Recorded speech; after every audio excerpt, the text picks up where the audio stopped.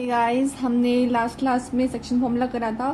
तो आज की क्लास में हम एक्सरसाइज 10.2 के कुछ क्वेश्चंस करेंगे जो रिमेनिंग बच गए थे 15 to 19।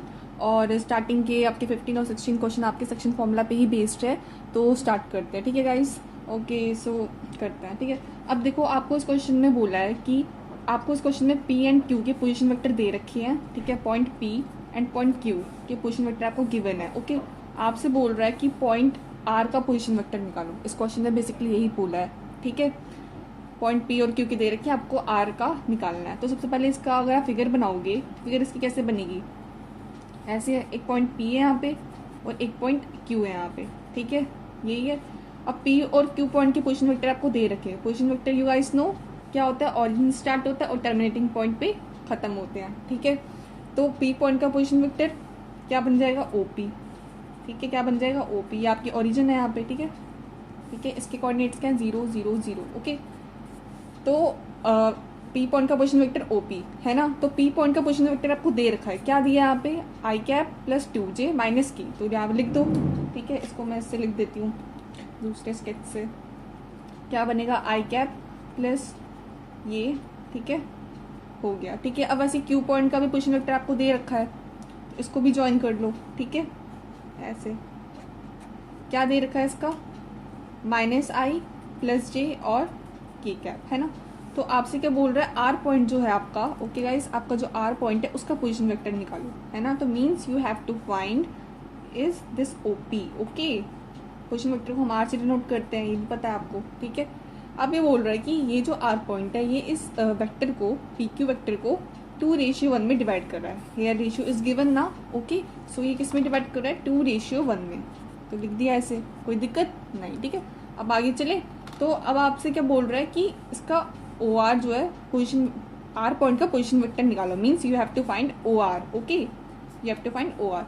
तो दो केसेस हैं बनेंगे इसमें, एक तो इंटरनली का भी, एक इंटरनली का और एक एक्सटर्नल का, ठीक है। तो पहले इंटरनली के निकालते हैं, ठीक है। फर्स्ट हम निकालते हैं इंटरनल का, ठीक है। तो क्या बनेगा, इंटरनली में क्या करते हैं, ठीक है। ये आपका रेशियो 2:1 है, तो मीन्स m रेशियो n है, यही मतलब है इसका। तो क्या करते हैं फॉर्मूले में, इस वाले को m जो 2 है उसको इससे मल्टीप्लाई करो और जो 1 है उसको इस वाले वेक्टर से मल्टीप्लाई करो, यही करते हैं। तो करो, ये वाला वेक्टर को आप ऐसे नेमिंग कर सकते हो, ये वेक्टर आपका b है, ठीक है। इस वाले का नेम कर दो a वेक्टर, क्या कर दो, इस वाले का नाम a वेक्टर, ठीक है। तो मतलब आपको बेसिकली करना क्या है, m को b से मल्टीप्लाई करना है और इंटरनल है इसलिए प्लस आएगा, ठीक है। और n को a से मल्टीप्लाई करो, ओके। यहाँ तक कर दिया, सब सही है, ठीक है। अब अपॉन में रेशियो का addition, okay, m plus n। Is it clear, okay. अब क्या करूँ, आपका m रेशियो, आपका m n रेशियो दे रखा है 2:1, m के बदले वैल्यू डाल दो, जस्ट m की वैल्यू क्या है, 2 है, तो 2 लिखो यहाँ पे, ठीक है। और b, आपका b वेक्टर क्या है, this is your b vector, okay. ऐसे लिख दो, ठीक है। आप ऐसे भी स्टार्टिंग कर सकते हो कि let A vector is equal to this and let B vector is equal to this, आप ऐसे ही लिखना स्टार्टिंग में, ओके। तो यहाँ तक हुआ। तो आपका n यहाँ पे 1 है, तो 1 रखो यहाँ पे n की वैल्यू, ठीक है। फिर ए वेक्टर आपका ये है, ओके।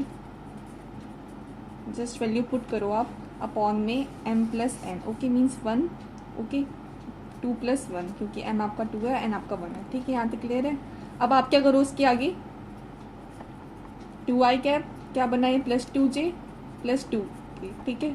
इसको भी सॉल्व करो, क्या बना, आई कैप प्लस 2j और माइनस k, ठीक है। अपॉन में 3, अपॉन में 3, ठीक है। यहाँ तक सही है। अब क्या करो, इसको सॉल्व करो, देखो -2i और ये, ठीक है। क्या बनाए, इन दोनों को सॉल्व करोगे जब, तो आपका आंसर आएगा -i, क्या आएगा, -i। वैसे अब j वाले लो, 2j plus 2j 4j, okay. वैसे ही k वाले के लो, तो 2k माइनस k आपका आया k, ठीक है, अपॉन में 3, ओके। Is it clear. अब अगला स्टेप क्या होगा, इसमें इसका मतलब है जो 3 है वो i के नीचे भी, इसके नीचे भी, इसके नीचे भी, यही मतलब है। तो आप इसको ऐसे ले सकते हो, ठीक है। ये क्लियर है, ओके। तो ये आपका क्या निकला आपका निकला ओ आर वेक्टर, क्या निकला आपका ओ आर वेक्टर। तो आपसे ही तो बोला था, ये वाला केस जो है आपका गाइस, ये वाला आपका केस है इंटरनल डिवीजन का, ओके। वैसे ही आप एक्सटर्नल डिवीजन का भी निकाल सकते हो, कर लोगे ना, बस यहाँ पे माइनस आ जाएगा, है ना। और यहाँ पे माइनस आ जाएगा, तो वो वाला आप खुद कर सकते हो, मैंने आपको इंटरनल वाला बता दिया है। ओके, अब इस क्वेश्चन में आपको क्या दे रखा है, ये आपको क्वेश्चन नंबर 16 है। ओके, अब इस क्वेश्चन में आपको दे रखा है कि पोजीशन वेक्टर निकालना है आपको मिड पॉइंट का, ठीक है। और आपको 2 पॉइंट्स दे रखे, P point and Q point, ठीक है। सबसे पहले फिगर बनाओ इसकी, पी पॉइंट ये रहा आपका और क्यू पॉइंट ये रहा आपका, इसका क्या आएगा 2 3 4। ओके, वैसे ही क्यू पॉइंट का 4 1 -2, ठीक है। पी पॉइंट का पोजीशन वेक्टर क्या होगा, ओपी, क्या होगा ओपी। वैसे क्यू पॉइंट का पोजीशन वेक्टर ओ क्यू, ठीक है। लेकिन गाइज इस बार तो आपको पॉइंट्स दे रखे हैं, है ना, तो इट मीन्स कि आपको पहले पॉइंट से एक वेक्टर बनाना पड़ेगा। इसका ये मतलब है ना, क्योंकि जो मिड पॉइंट का जो फॉर्मूला होता है उसमें आपका क्या होता है, मिड पॉइंट का फॉर्मूले में कैसे लगता है, फॉर्मूला होता है उसका A plus V, A vector plus B vector upon में 2, यही फॉर्मूला होता है मिड पॉइंट का। लेकिन ए वेक्टर और बी वेक्टर कैसे लाओगे, आपके तो पॉइंट्स दे रखे हैं, तो इट मीन्स पहले पॉइंट से क्या बनाओ, पॉइंट से बनाओ पहले वेक्टर।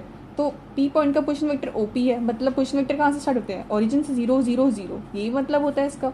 तो अब 2 पॉइंट्स आ गए आपके पास, अब पॉइंट से क्या बनाओ वेक्टर। कैसे कैसे बनाते हैं पॉइंट से वेक्टर, आता है, आता ही होगा, x2 - x1 आई कैप, ठीक है, प्लस y2 - y1 जे कैप, ठीक है, प्लस z2 - z1 के कैप, ऐसे ही निकलता है, ठीक है। तो यहाँ पे इनको मानो पॉइंट को x1 y1 z1, वैसे इसको मानो x2 y2 z2, ठीक है। क्लियर है, जब हम इस पॉइंट्स के वेक्टर बना रहे हैं, इस पॉइंट का हम वेक्टर बना रहे हैं, ठीक है।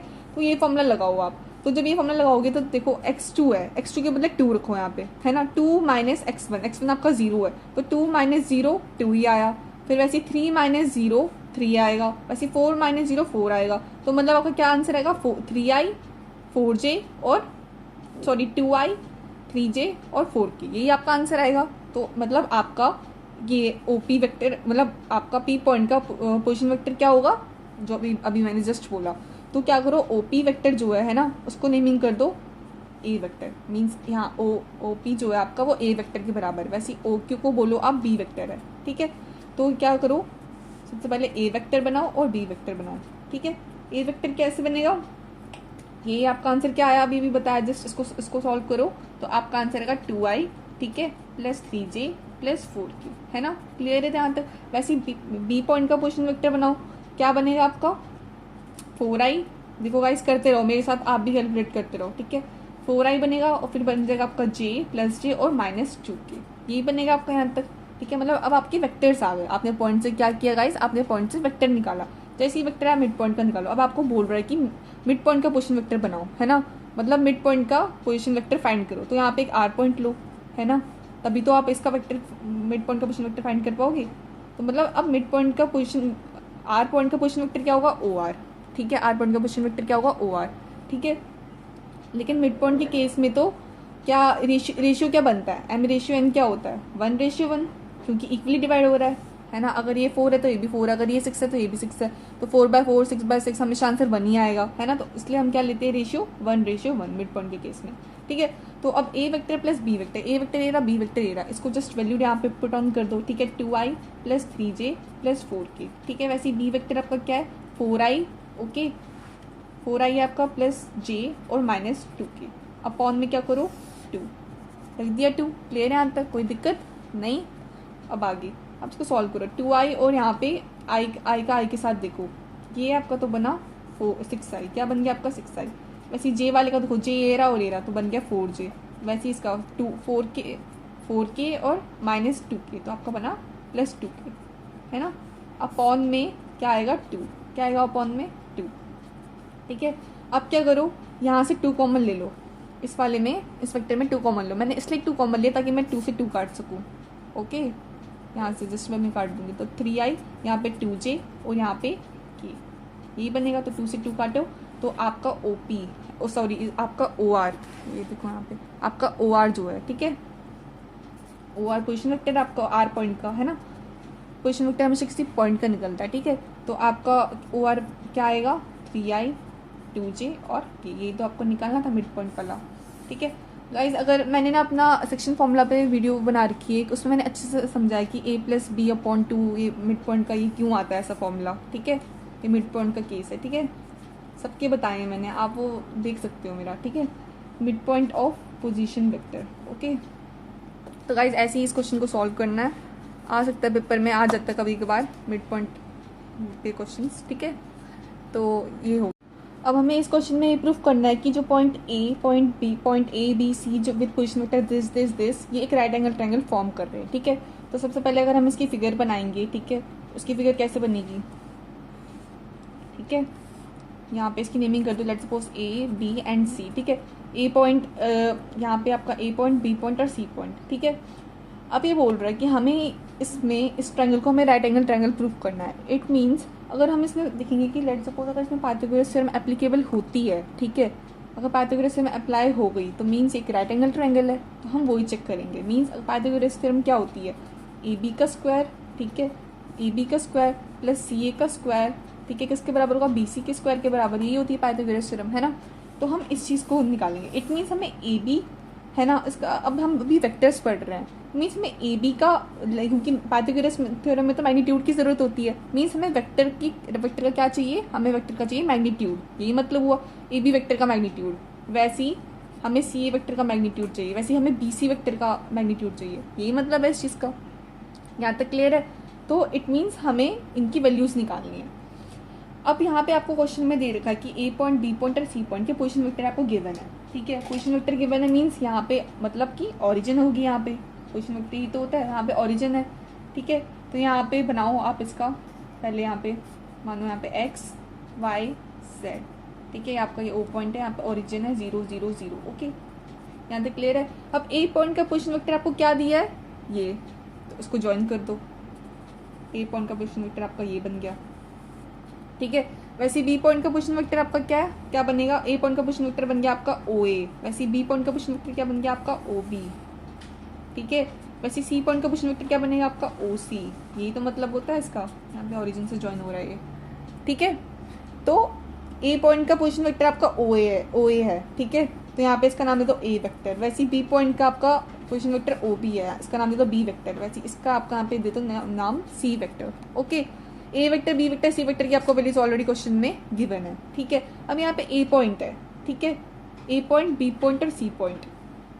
अब मानो कि अगर आपका ए वेक्टर क्या है 3i -4j और 4k, तो मतलब ए पॉइंट के जो ए पॉइंट है, ठीक है, ये क्या होगा 3, ओके, 3 -4 और -4, ये होगा ए पॉइंट का कोऑर्डिनेट्स। वैसे बी पॉइंट के निकालो, ठीक है, बी पॉइंट के क्या होंगे 2, आई का कोफिशिएंट 2 और यहाँ पे -1 और यहाँ पे 1, के का कोफिशिएंट 1, ठीक है। वैसे सी पॉइंट का निकालो, सी पॉइंट के क्या होंगे कोऑर्डिनेट्स आपके होंगे, यहाँ पे देखो 1 -3 और -5।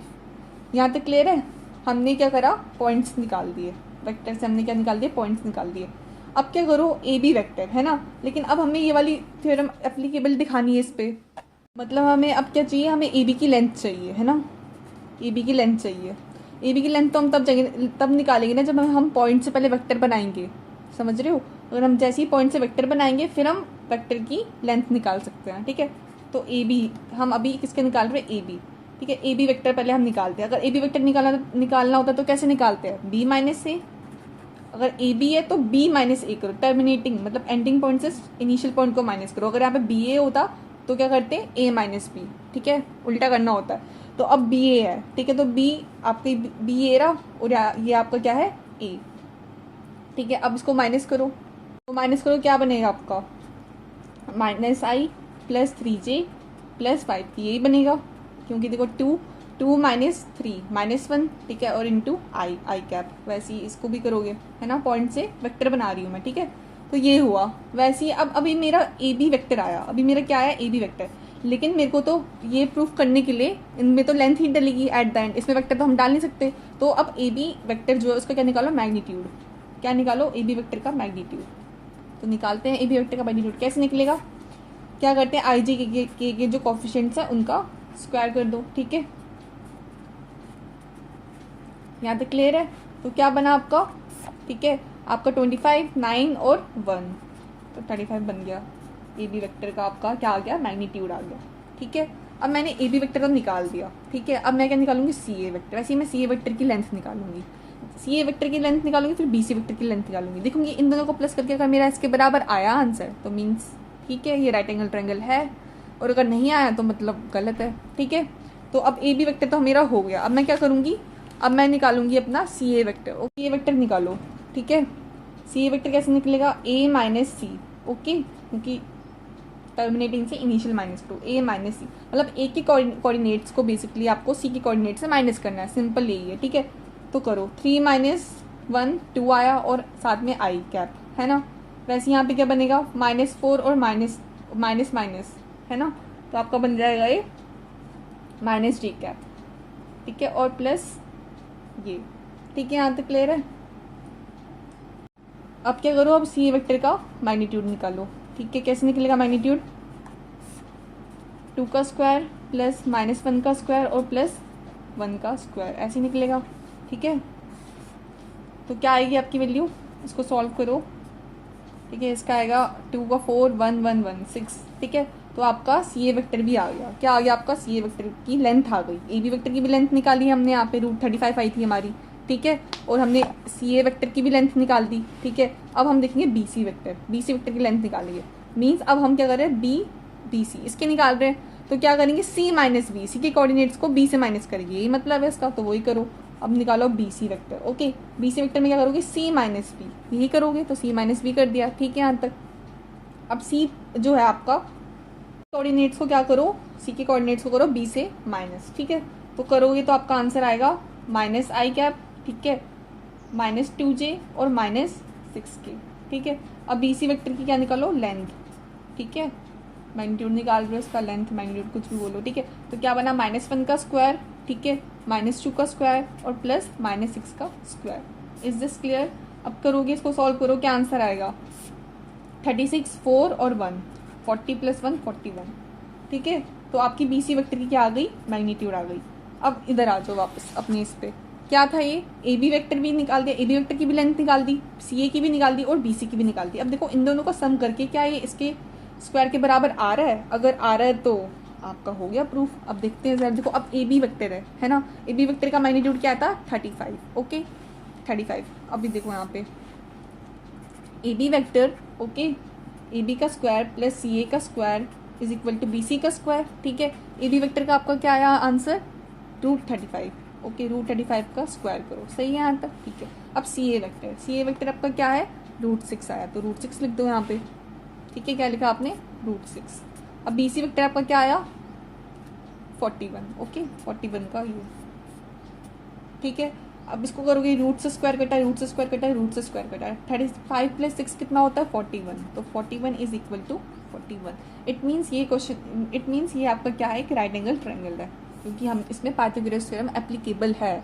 ओके, इसमें प्रूफ हो गई पाइथागोरस थ्योरम, तो हमने इस क्वेश्चन को प्रूफ कर दिया और ये हमारा एक राइट एंगल ट्रायंगल है। इज दिस क्लियर गाइस, समझ आ गया अच्छे से, कोई डाउट तो नहीं है, आप नोट कर सकते हो इसे। ठीक है, 18 में बोल रहा है कि बताओ इनमें से कौन सा स्टेटमेंट फॉल्स है, मतलब नॉट ट्रू है। ठीक है, तो ट्रायंगल ऑफ वेक्टर एडिशन पढ़ा है गाइस, क्या होता है, नहीं पढ़ा है तो आप मेरे प्रीवियस लेक्चर में देखो जाके, मैं फिर से बता देती हूँ, थोड़ा एक रिकैप दे देती हूँ। अगर कोई भी दो वेक्टर्स, जैसे let's suppose A B vector और बी सी वेक्टर, अगर हम सेम डायरेक्शन में लेंगे, ओके, तो जो आपका रिजल्टेंट वेक्टर होगा वो अपोजिट ऑर्डर में ऐड करेगा। अगर ए बी वेक्टर और बी सी देखो सेम ऑर्डर में अभी तक ऐसे जा रहे हैं, है ना, लेकिन रिजल्टेंट क्या आपका अपोजिट ऑर्डर में एक्ट कर रहा है। ठीक है, तो यही आपका triangle law of vector addition है। तो अब इस क्वेश्चन में आपके ही दे रखे हैं, तो मैंने आपको बता रखा है गाइस कि अगर कोई ऐसा वेक्टर जिसका इनिशियल पॉइंट और टर्मिनेटिंग पॉइंट मीन स्टार्टिंग और एंडिंग पॉइंट अगर आपका सेम हुआ तो वो वेक्टर क्या बन जाता है, zero vector, that is your null vector. तो पहला वाला तो सही है, हाँ, इनिशियल भी ए है और टर्मिनेटिंग भी ए है, तो वो क्या बन जाएगा, जीरो वेक्टर। तो पहला तो सही है। अब सेकेंड, ए बी वेक्टर को बी वेक्टर रखा, बी सी को भी बी सी रखा, सी को हम ए सी कब बना सकते हैं, बस साइन चेंज कर दो इसकी, है ना, ऑर्डर।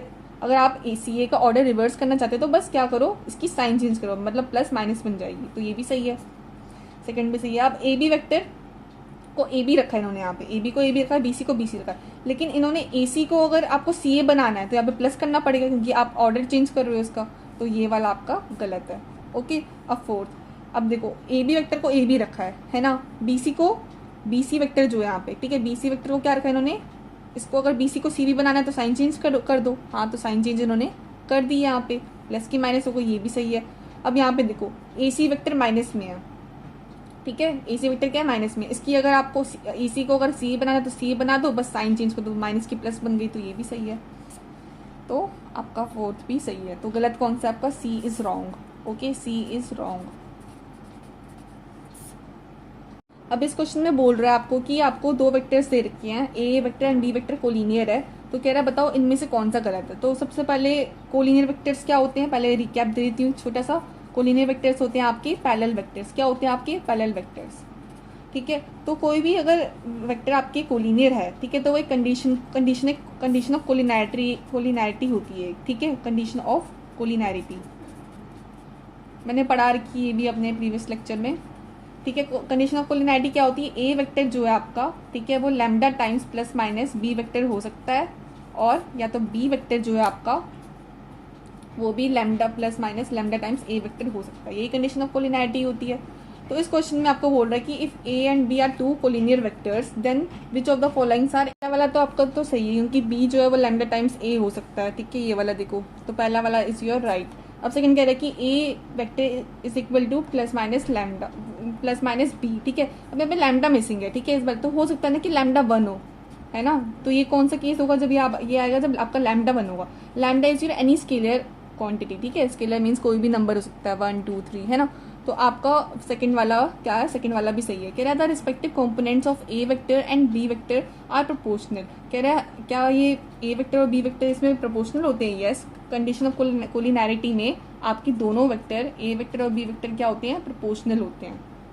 क्या होते हैं आपके? प्रोपोर्शनल होते हैं। ठीक है, या तो आप ऐसे लिख सकते हो कि जो पैरेलल वेक्टर्स होते हैं, क्योंकि जो कोलिनियर वेक्टर्स होते हैं वो पैरेलल वेक्टर्स कहलाते हैं, और पैरेलल वेक्टर्स जो होते हैं वो प्रोपोर्शनल होते हैं हमेशा। ठीक है, पैरेलल वेक्टर्स आर प्रोपोर्शनल। ठीक है, आपको कह रहा है कि both the vectors A and B have same direction but different magnitude. क्या ऐसा हो सकता है?